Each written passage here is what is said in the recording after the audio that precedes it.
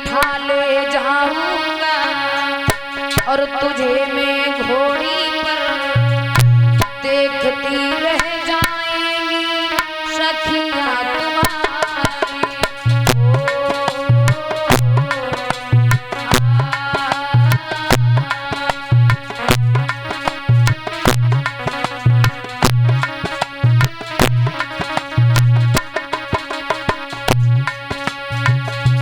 उठा ले जाऊंगा तुझे मैं घोड़ी पर देखती रह जाएंगी सखियां तुम्हारी।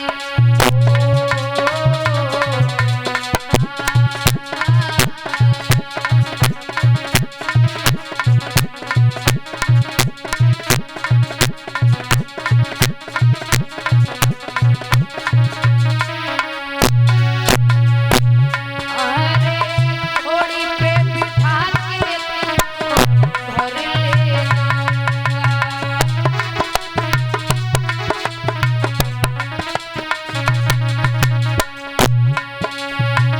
घोड़ी पे बिठा के तुझको घर ले जाऊंगा। विधि और विधान से शादी में रचाऊंगा।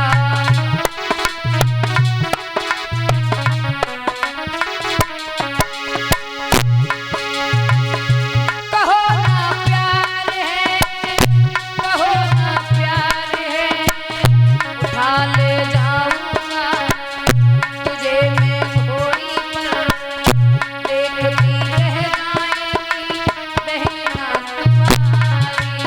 ओ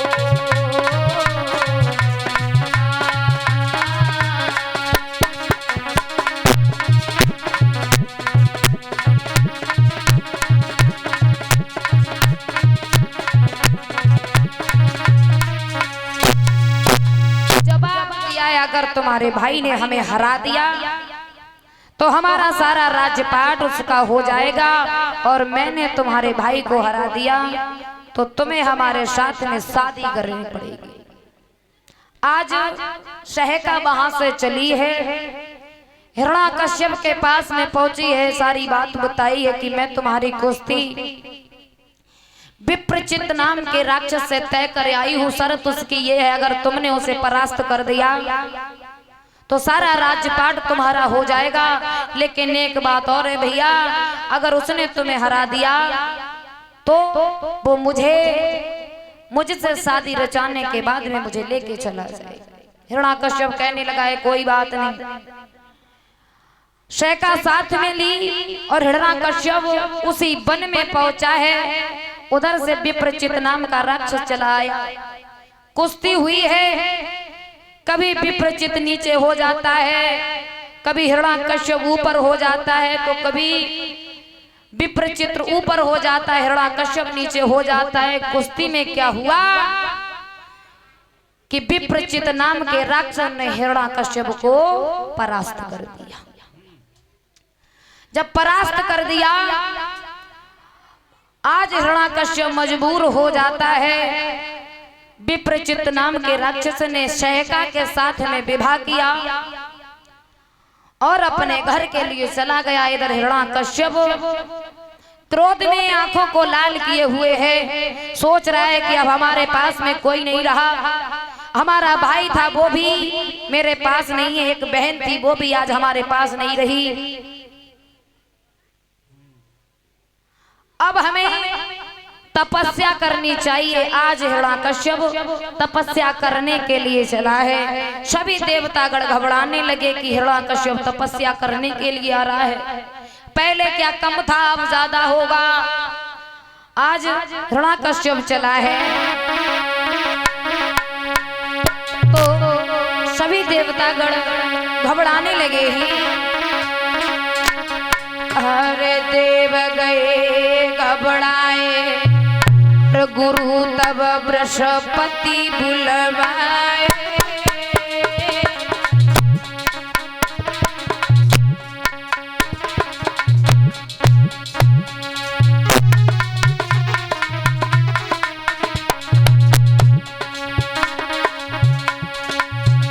अरे देव गए बृहस्पति बुलवाए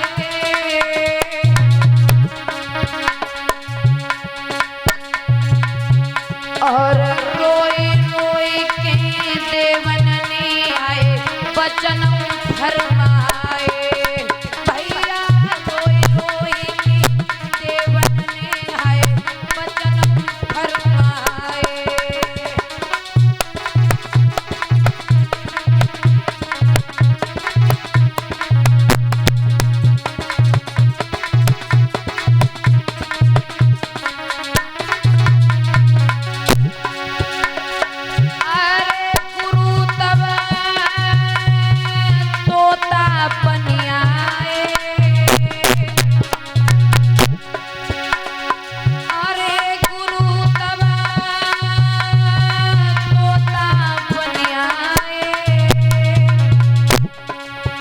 और राम नाम की रटन लगाई रही वचन फरमाए।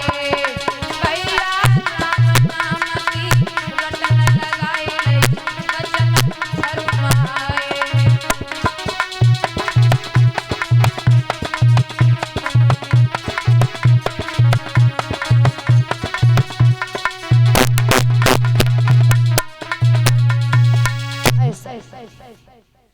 इधर हिरण्याकश्यप तपस्या करने के लिए चला है, तपस्या करने लगा है। तो गुरु बृहस्पति ने क्या किया, तोते का रूप धारण किया, एक वृक्ष पे बैठ गए और राम नाम की माला जपने लगे, राम नाम रटने लगे। जैसे ही हिरण्याकश्यप ने सुना तो वहां से आसन उठाया, दूसरी जगह जाकर रख लिया, दूसरी जगह रख लिया। तो गुरु बृहस्पति वहां भी पहुंच गए, राम नाम रटते जा रहे हैं। हिरण्याकश्यप लौट करके चला आया, अपनी रानी कयादू के पास में पहुंचा है। जवाब दिया, हम तपस्या नहीं करेंगे। क्यों नहीं करोगे? तो जवाब दिया, एक तोता आया और वो भगवान राम नाम की ही रटन लगाया था। जवाब दिया, किसकी? कहने लगा है राम नाम ले रहा था वो तोता, और कोई बात कह ही नहीं रहा था। कयादू पानी लेकर के आई, फिर पूछने लगी वो तोता क्या कह रहा था। जवाब दिया, राम नाम कह रहा था। खाना ले आई, फिर पूछने लगी कि क्या कह रहा था स्वामी जी वो तोता। हिरण्याकश्यप चिल्ला करके कहने लगा है, कितनी बार कही जाए, राम राम कर रहा था वो, बार बार बोल रहा था, क्या तुम्हें समझ नहीं आता? बताया यह जाता है कि हिरण्याकश्यप के मुंह से 101 बार राम का नाम लिबा लिया उसकी पत्नी कयादू ने। जब 101 बार नाम ले लिया, आज वो हिरण्याकश्यप जो तमोबड़ी था वो रुजोबड़ी हो गया। आज फिर से चला है हिरण्याकश्यप तपस्या करने के लिए। जब तपस्या करने पहुंचा तो हुआ क्या, ब्रह्मा जी ने प्रसन्न होकर के दर्शन दिए हैं, कहा है कि हमसे कोई वरदान मांग लो। हिरण्याकश्यप कहने लगा है, वरदान में केवल इतना चाहते हैं कि हम ना दिन में मरे, ना रात में मरे, ना ऊपर मरे, ना नीचे मरे, ना किसी अस्त्र से मरे, ना किसी शस्त्र से मरे, ना किसी नर से मरे, ना नारी से मरे। वरदान में केवल इतना चाहते हैं। और बोला है कि कुछ अधिक नहीं, बस इतना दो, ऊपर न मरूं, नीचे न मरूं, दिन में न मरूं, निस में न मरूं, बाहर न मरूं, भीतर न मरूं।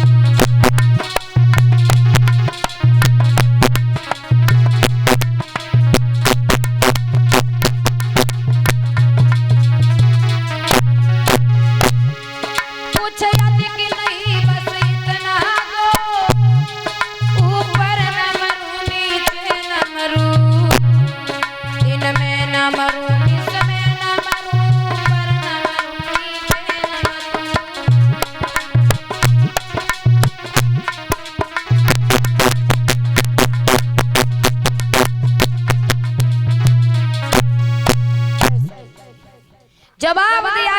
वरदान केवल इतना चाहते हैं कि हम 12 मास में कभी मरे ही ना, ना दिन में मरे, ना रात में मरे, ना किसी अस्त्र से मरे, ना शस्त्र से मरे। जैसे इतनी बात कही, ब्रह्मा जी ने वरदान दे दिया कि जाओ तथास्तु, ऐसा ही होगा। आज हिरण्यकश्यप लौट करके आया है। पहले कम घमंड था, अब ज्यादा हो गया, क्योंकि हम कभी मरेंगे ही नहीं, हम तो अमर हो चुके। आज जब हिरण्यकश्यप वहां से लौट के चला आया, इधर देवता बड़े परेशान होने लगे हैं कि पहले भी नहीं भजन पूजा पाठ करने देता था, अब और नहीं करने देगा, बहुत घबरा रहे हैं।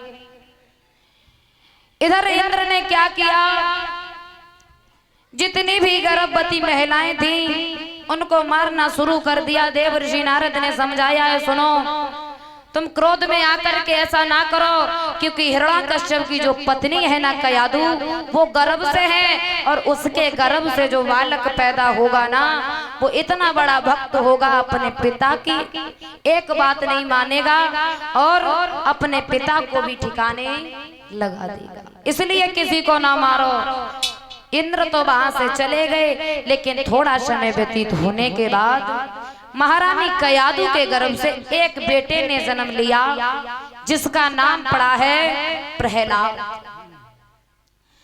प्रहलाद का जन्म हो गया। प्रहलाद धीरे धीरे थोड़े बड़े हो गए हैं। 5 वर्ष के प्रहलाद जब हो गए तो हुआ क्या, एक बार की बात है, प्रहलाद पाठशाला जाने लगे हैं। गुरु उनको शिक्षा दे रहे हैं।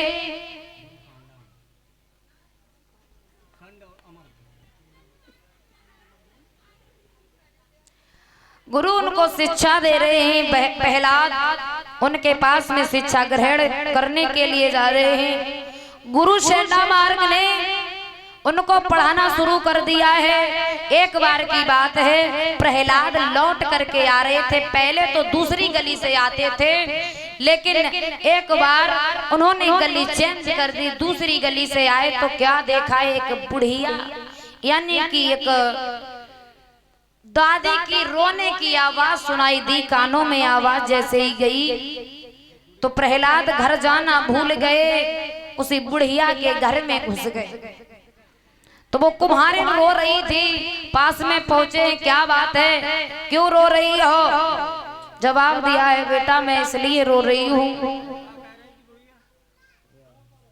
आज जब इतनी बात कही है, क्या बात है, क्यों रो रही हो? कुम्हारी ने सारी बात बताई है। बेटा तुम्हें नहीं पता है, बिल्ली के 4